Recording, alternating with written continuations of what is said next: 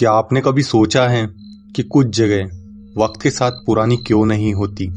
शहर के इस कोने में एक ऐसा इलाका है जहां हवा आज भी 30 साल पुरानी राख की गंध लिए हुए है।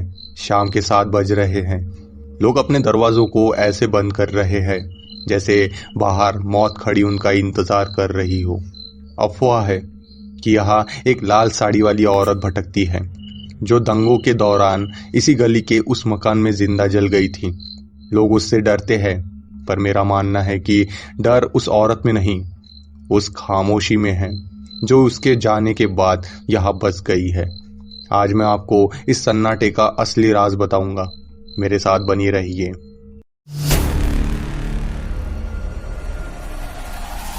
इलाके के लोग कहते हैं कि 7 बजते ही यह गलियां अपना रास्ता बदल लेती हैं। पिछले कुछ महीनों में जो 5 मौतें हुई हैं, उनके बारे में एक अजीब बात किसी ने गौर नहीं की। वो सब लोग उस 7 बजे वाले सन्नाटे को रिकॉर्ड करने की कोशिश कर रहे थे, बिल्कुल किसी ब्लॉगर की तरह।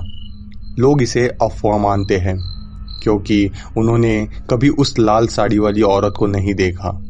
पर क्या आपने कभी सोचा है कि अगर वो औरत वाकई वहाँ है तो वो 30 साल से क्या कर रही है?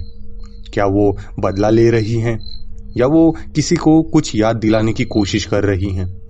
मैं अब उस घर की दहलीज पर खड़ा हूँ जहाँ लोग आने से कतराते हैं, पर मुझे यहाँ एक अजीब सी जान पहचान महसूस हो रही है। अजीब है ना? मैं यहाँ पहली बार आया हूँ, फिर भी मुझे पता है कि इस दीवार के पीछे क्या है। मुझे पता है कि उस रात आँख की लपटें कैसे दिख रही थी। लोग कहते हैं कि 7 बजे के बाद यहाँ जो भी आता है वो वापस नहीं जाता, पर मैं तो यही हूँ। मैं कहीं नहीं भाग रहा। जानते हैं क्यों? क्योंकि भागते तो वो है जिन्हें खोने का डर हो। क्या आपने गौर किया? पूरी कहानी में मैंने आपसे कहा कि लोग उस औरत से डरते हैं। मैंने कहा कि वो औरत जल मरी थी, पर मैंने कभी ये नहीं कहा कि उस रात उस घर में सिर्फ वो अकेली थी। सच तो ये है कि उस रात उस औरत को बचाने के लिए एक और शख्स उस आग में कूदा था। लोग उसकी बात नहीं करते। जानते हैं क्यों?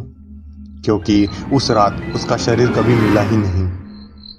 वो लाल साड़ी वाली औरत और कोई नहीं बल्कि मेरी बीवी थी। और मैं तो तब से यही हूँ।